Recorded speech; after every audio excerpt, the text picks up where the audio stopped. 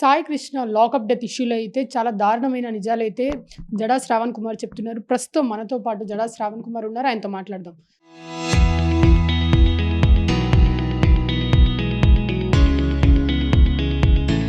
Sir, already ఈ case FIR file అయింది morning. ఇప్పుడైతే సీఎం చంద్రబాబు నాయుడు గారు కూడా కలిశారు ఫ్యామిలీని. ఏదైనా జరిగితే మేము చూసుకుంటామమ్మా, ఫైల్ చేశారు కదా కేసు అని అంటున్నారు. అసలు మీరెందుకు ఇంకా మేము కేసు ఫైల్ చేస్తామంటున్నారు? ఈరోజు ప్రాథమికంగా ఎఫ్ఐఆర్ రిజిస్టర్ అయింది. ఎంతమంది మీద అయింది? ఒక సిఐ మీద అయింది. అసలు ఈ కేసులో ఇన్వాల్వ్ అయిన వాళ్ళు ఎంతమంది ఉన్నారు? టాస్క్ ఫోర్స్లో ఎంతమంది ఉన్నారు? ఏసీపీ స్థాయి అధికారులు ఎంతమంది ఉన్నారు? బిగ్ బాస్లు ఎవరున్నారు? పాత్రదారులు, సూత్రధారులు మొత్తం కూడా ఈ కేసులో ఎఫ్ఐఆర్లో ఉండాలి. ఈరోజు సాయికృష్ణ మృతదేహం దొరకల, సాయికృష్ణ అంత్యక్రియలు జరిగిన ప్రదేశం సీజ్ చేయాల, అక్కడ ఉన్నటువంటి క్రిమేషన్కి సంబంధించి అయిపోయిన తర్వాత యాష్ ఏదైతే ఉంటుందో దాన్ని సీజ్ చేయాల, ఫోరెన్సిక్ ల్యాబొరేటరీకి పంపించాలి. ఇవన్నీ చేయకుండానే డైరెక్ట్గా 302 మర్డర్ కేసు కింద కట్టేశారు. కట్టేసిన తర్వాత ఈరోజు రేపొద్దున ఆ ఎఫ్ఐఆర్ని ఎలా సస్టైనబిలిటీ చేసుకుంటారు? దీంట్లో ఉన్నది పూర్తిగా పోలీస్ పెద్దలు. ఈ రాష్ట్ర పోలీసులు విచారణ చేస్తే నిజ నిజాలు వస్తాయా? రేపొద్దున ఫెయిర్ ఇన్వెస్టిగేషన్, ఫెయిర్ ఎంక్వైరీ జరుగుతుందా? సో కాబట్టి నా పోరాటం ఏంటి అంటే, మీ తమ్ముడు అక్యూజ్డ్ అనుకోండి, మీరు జడ్జిగా ఉంటారా? ఇన్వెస్టిగేషన్ ఆఫీసర్గా ఉంటారా? What enquiry report that you are expect? So కాబట్టి ఒక పోలీస్ ఆఫీసరు ఇన్వాల్వ్మెంట్ ఉన్న ఈ కేసులో సిబిఐ మాత్రం విచారణ చేయాలి. అది కూడా సిట్టింగ్ జడ్జి నేతృత్వంలో విచారణ జరగాలి. ఇట్స్ మై ప్రైమరీ, మా పార్టీ యొక్క ప్రధాన డిమాండ్. ఫర్గట్ అబౌట్ కుటుంబ సభ్యులకు న్యాయం జరిగిపోయిందని చెప్తున్నారు. కుటుంబ సభ్యులకు న్యాయం దొరికినా, కుటుంబ సభ్యులకు న్యాయం ఏ విధంగా దొరికినా వీఆర్ నో వే కన్సర్న్. మేము ఈ కేసు గురించి హైకోర్టులో ప్రజా ప్రయోజన వ్యాజ్యం ఫైల్ చేస్తాం, సిబిఐ ఎంక్వైరీ అడుగుతాం. అది కూడా సిట్టింగ్ జడ్జి నేతృత్వంలో నిష్పక్షపాతమైన విచారణ జరిగితే మాత్రమే ఎవరైనా దోషులు నిజంగా రేపొద్దున చట్టం ముందు నిలబెడతారు. అసలు ఏ కేసు గురించి సాయి కృష్ణని వాళ్ళు అరెస్ట్ చేసి తీసుకొచ్చారు పైకాపురం నుంచి? అసలు ఏం జరిగిందని మీరు అంటారు? ఇప్పుడు మీరు రివీల్ చేసిన దాంట్లో ప్రెస్ మీట్ నాకున్న ప్రాథమికమైన సమాచారం, ఎవరైతే ఈ కేసుని ప్రత్యక్షంగా పోలీస్ స్టేషన్లో ఉండి పర్యవేక్షించారో, ఈ కేసులో ఇన్వాల్వ్మెంటు లేకుండా ఈ పూర్తి స్థాయి కేసుకు సంబంధించిన ప్రాథమికమైన సమాచారం ఉన్న వ్యక్తుల ద్వారా నాకు తెలిసిన సమాచారం, ఈ కేసులో సాయి కృష్ణని ఒక సివిల్ డిస్ప్యూట్లో, ఒక ల్యాండ్ సెటిల్మెంట్ కేసులో తీసుకొచ్చారు. కొన్ని కోట్ల రూపాయల ల్యాండ్ సెటిల్మెంటు దీంట్లో చేతులు మారే అవకాశం ఉన్న కేసు అనేది నాకున్న సమాచారం. లేకపోతే ఒక సాధారణమైనటువంటి ఒక అబ్బాయిని తీసుకొని వచ్చి హోటల్లో పెట్టి టాస్క్ ఫోర్స్ పోలీసులు, సిఐ చిత్రహింసలకు గురి చేయాల్సిన అవసరం లేదు. అది కూడా కొన్ని రోజుల పాటు చిత్రహింసలకు గురి చేయాల్సిన అవసరం లేదు. ఆయన దగ్గర నుంచి ఏదైనా నిజాన్ని నిరూపించాలనుకుంటున్నారా, ఏమైనా నిజాన్ని రాబట్టాలనుకుంటున్నారా, దేనికోసం చిత్రహింసలు చేశారు అనేది కొంత సమాచారం నా దగ్గర ఉన్నప్పటికీ అథెంటికేటెడ్గా నా దగ్గరికి సమాచారం రావటానికి కోసమే నేను వెయిట్ చేస్తున్నా. వాడు ప్రాథమికంగా అయితే మాత్రం ఇది ఒక ల్యాండ్ సెటిల్మెంట్ కేసులో అతన్ని మృతుణ్ణి కొట్టారు, చంపేశారు, దాన్ని క్రిమేషన్ కూడా చేసేసారు అనేది నాకున్నది. సార్, అసలు ఏ రోజు తీసుకొచ్చారు సాయి కృష్ణని, ఎక్కడ తీసుకెళ్లారు, ఎలా జరిగింది ఇదంతా? 8వ తారీఖు మార్కాపురం నుంచి తీసుకొచ్చారు. దానికి ఒక టాస్క్ ఫోర్స్ సిఐ సహకరించాడు. 9వ తారీఖు విజయవాడ కృష్ణలంక పోలీస్ స్టేషన్కి తీసుకొచ్చారు. 9వ తారీఖు తర్వాత ఒక్కరోజు మాత్రమే టాస్క్ ఫోర్స్ పోలీస్ స్టేషన్లో ఉంచి నెక్స్ట్ డే ఇతన్ని విజయవాడలోని ఒక ప్రముఖ హోటల్లోకి మార్చారు. ప్రముఖ హోటల్లో చిత్రహింసలు పెట్టారు. 16వ తారీఖున ఇతన్ని ప్రజా వైద్యశాలకు తీసుకొని 14వ తారీఖున గవర్నమెంట్ హాస్పిటల్కి తీసుకుని వెళ్ళి ట్రీట్మెంట్ చేయించాలనుకున్నారు. వాళ్ళు డాక్టర్లు బతకరు, ఇతనికి విపరీతమైనటువంటి దెబ్బలు తగిలి ఇతను చచ్చిపోతాడని చెప్పారు. అక్కడి నుంచి మణిపాల హాస్పిటల్కి తీసుకొచ్చారు. అక్కడ నుంచి 23వ తారీఖు నైట్ ఆయన చనిపోయిన తర్వాత 24వ తారీఖు అతన్ని డెడ్ బాడీని తీసుకెళ్ళి బస్టాండ్లో పడేసి అనాథ శవం కింద ఎంక్వైరీ కండక్ట్ చేసి అక్కడ ఉన్నటువంటి బస్టాండ్ ఆపోజిట్లో ఉన్నటువంటి స్వర్గపురిలో అతన్ని ఖననం చేసేసారు. బూడిద కూడా మాయం చేసేసారు. అంటే ఈ ఇష్యూలో నాగరాజ్ కాకుండా, సిఏ నాగరాజ్ కాకుండా ఇంకా పై అధికారులు ఉన్నారంటారా? చాలామంది పోలీసుల ఇన్వాల్వ్మెంట్ ఉంది. ఆ పోలీసుల ఇన్వాల్వ్మెంట్ ఎవరో కనిపెట్టాల్సిన బాధ్యత పోలీసులది. ఆ పోలీసు బాసులు ఎవరో కనిపెట్టాల్సిన బాధ్యత పోలీసులది. నిష్పక్షపాత విచారణ జరిగితే పోలీసులు ఎవరెవరు కానిస్టేబుల్స్, ఎవరెవరు టాస్క్ ఫోర్స్‌లో ఉన్నారు, పై బాసులు ఎవరు, సూత్రధారులు ఎవరు, పాత్రధారులు ఎవరో బయటకొస్తుంది. ఈ ఈ ఇష్యూలో మేజర్‌గా ఇప్పుడు మీరు అనేది ల్యాండ్ ఇష్యూలో సీపీ గారి పేరుందని బయట మాకొచ్చిన ఇన్ఫర్మేషన్. Is that true? నాకైతే సమాచారం లేదు. కానీ ఒక ఎలిగేషన్ అయితే ఉంది. ఆ ఎలిగేషన్ కరెక్టా? కాదా? ఏం జరుగుతుంది? ఏంటి? అనేది కొంత ప్రాథమికమైన సమాచారం మాకొచ్చిన తర్వాత దాన్ని నేను షేర్ చేసుకునే ప్రయత్నం చేస్తాను. ఎందుకంటే నేను ఒక లాయర్‌గా, ఒక ఫార్మర్ జడ్జ్‌గా నాకు కొంత రెస్పాన్సిబిలిటీ ఉంది. So, I have to refrain myself for making any such statement. రేపు ఉదయం అలాంటి స్టేట్మెంట్ ఇచ్చే ముందు ప్రాథమికమైన సమాచారం ఉండాలి. ఖచ్చితంగా ఈరోజు రాత్రికి కానీ, రేపటికి కానీ నాకు సమాచారం వస్తుంది. ఖచ్చితంగా దీని వెనక సీపీ గారు ఉంటే మాత్రం ఖచ్చితంగా has to take in to task. ఇప్పుడు మీరు చెప్పిన ఇన్ఫర్మేషన్ అంతా అంటే ఏ రోజు ఎక్కడ చేశారు? ఏం చేశారు? లైక్ హోటల్ తీసుకెళ్లారు, తర్వాత హాస్పిటల్ తీసుకెళ్లారు అన్నది ఈళ్ళ దగ్గర ప్రభుత్వం దగ్గర ఇన్ఫర్మేషన్ ముందే ఉందంటారా? ఇప్పుడు మీడియా వాళ్ళకి సమాచారం ఎట్లా వస్తుంది, సమాచారం ఎవరిచ్చారు అని చెప్పాల్సిన అవసరం లేదు. జడా శ్రవణ్ కుమార్‌కి కూడా ఆ సమాచారం మీడియా నాకు ఎలాగొచ్చిందో చెప్పాల్సిన అవసరం లేదు. ఎట్ ది సేమ్ టైమ్ ప్రభుత్వం దగ్గర ఉందో లేదో నాకు తెలీదు. ప్రభుత్వం దగ్గర లేదేమో అనుకోని నేను ఈ సమాచారం ఇచ్చేటువంటి ఒక చిన్న ప్రయత్నం చేశా. నా ప్రయత్నాన్ని వాడుకొని నిందితులను పట్టుకోమనేది నా కోరిక. లేదు, మాకు అవసరం లేదు, ఈ ప్రయత్నం మీరు చేయాల్సిన అవసరం లేదు, మేము ఎలా ఈ కేసుని డైవర్ట్ చేయాలో, ఎలా ఎవరెవరికి చేయాలో వాళ్ళకే మాత్రం చేసేస్తామని ప్రభుత్వం అనుకుంటే నేను చేయగలిగింది. అంటే ఈ ఇష్యూలో ల్యాండ్ ఇష్యూలో అయితే రాజకీయ పార్టీలు ఉన్నాయంటారా? ఒకవేళ ఉంటే ఏ పార్టీ ఉందంటారు? నేను అనుకోవటం రాజకీయ పార్టీలు ఉన్నాయని నేను అనుకోవటంలా. కానీ ఒకటైతే మాత్రం కన్ఫర్మ్. ఈ కేసులో కాపు సామాజిక వర్గానికి చెందినటువంటి ఒక ప్రముఖమైన నాయకుడు ఇన్వాల్వ్ అయ్యాడు అనేది మాత్రం నాకున్న ప్రాథమికమైన సమాచారం. రెండోది, ఈ కేసుకు సంబంధించినంత వరకు కొంత పవన్ కళ్యాణ్ దగ్గరికి కూడా ఈ సమాచారం వెళ్ళింది, ఉప ముఖ్యమంత్రి దగ్గరికి అని కూడా నాకున్న సమాచారం. మరి పవన్ కళ్యాణ్ దగ్గరికి వెళ్తే పవన్ కళ్యాణ్ ఏం చెప్పాడు? ఈ కేసుని మాఫీ చేయమన్నారా? ఈ కేసుని న్యాయం చేయమన్నారా? ఈ కేసుని ఇన్వాల్వ్ అవ్వమన్నారా? ఏం చేయమన్నారా అనేది నాకైతే తెలీదు. బట్ ప్రాథమికంగా ఆ ఇన్ఫర్మేషన్ కూడా నా దగ్గరకు వచ్చిన తర్వాత గౌరవ ఉప ముఖ్యమంత్రి గారి యొక్క ఇన్వాల్వ్మెంట్ ఎంతవరకు ఉందో అది కూడా ప్రజలు లేకపోతే పోలీసులు ఇన్వెస్టిగేషన్లో ఫైండ్ అవుట్ చేయాలనేది నా డిమాండ్. హోంమంత్రి Anitha law and order Andhra Pradesh రాష్ట్రంలో బాగానే ఉంది, మేము బాగా చూసుకుంటున్నాము, చేస్తున్నాము అంటున్నారు. దీని గురించి మీ ఒపీనియన్? నిన్న మీరు ప్రెస్ మీట్కి వచ్చారు కదా, వచ్చారా?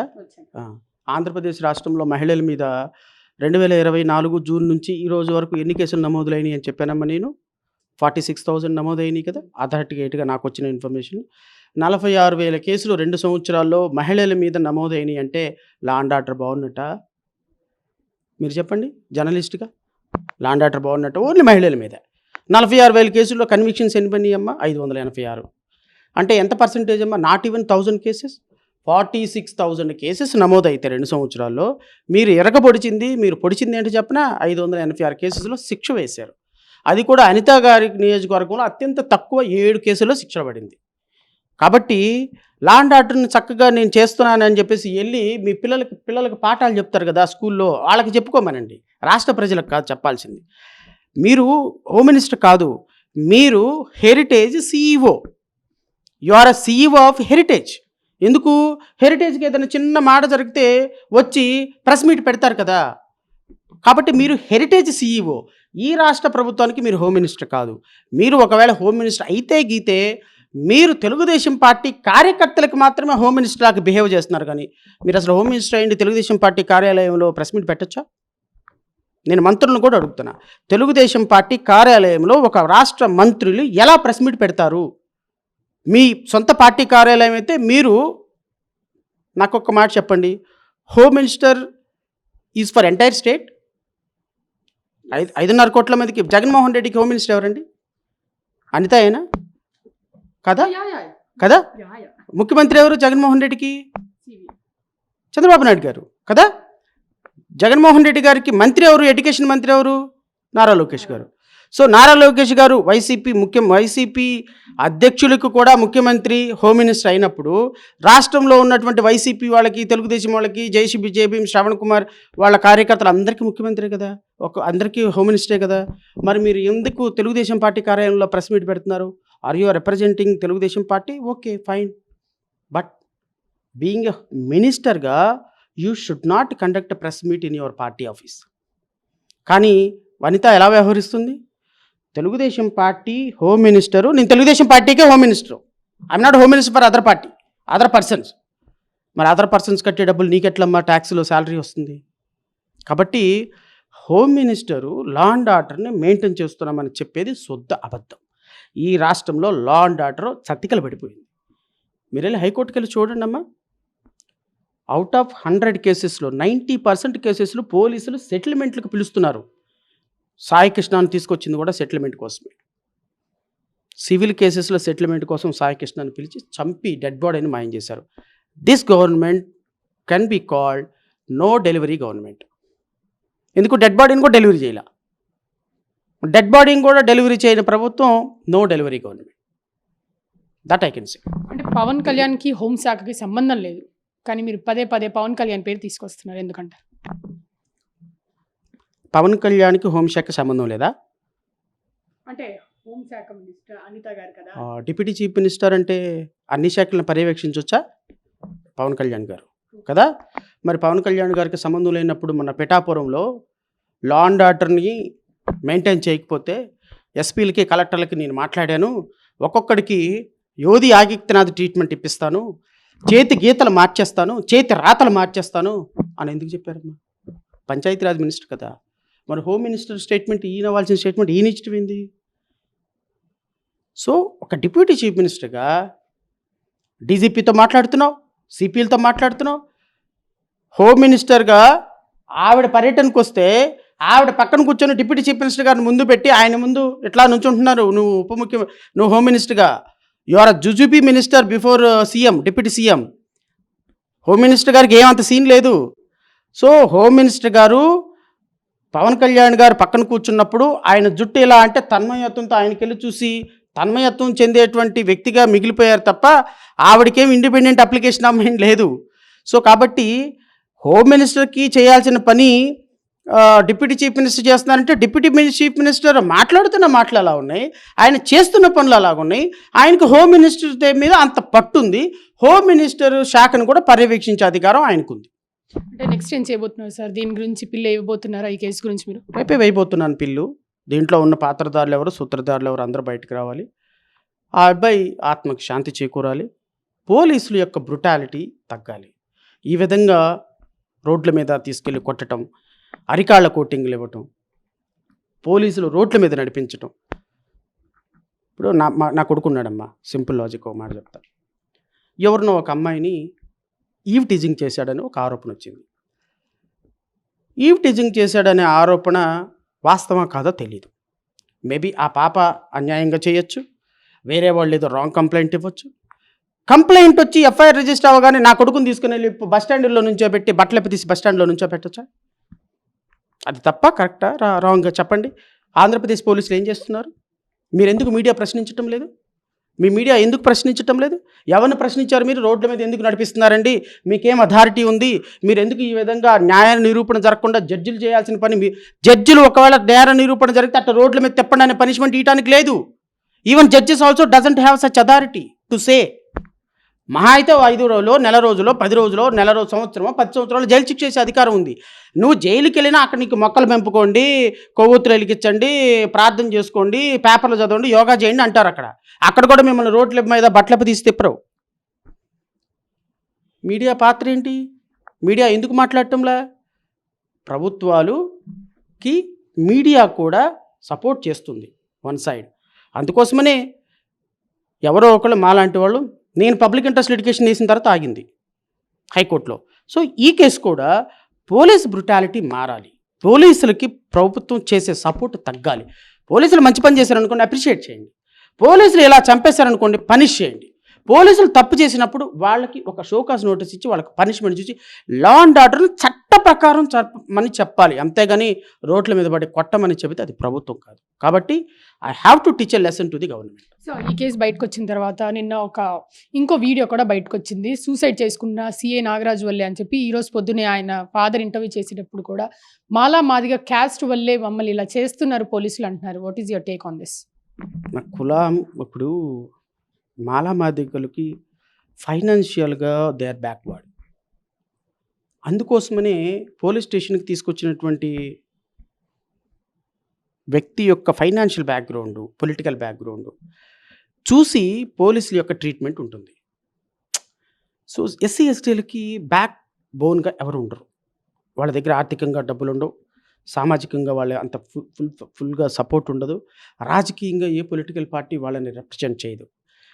కానీ పోలీసుల యొక్క యాక్షన్ ఈ విధంగా ఉండటానికి కారణం ఎస్సీ, ఎస్టీల్లో వెనుకబాటుతనం ఎక్కువగా ఉండటం.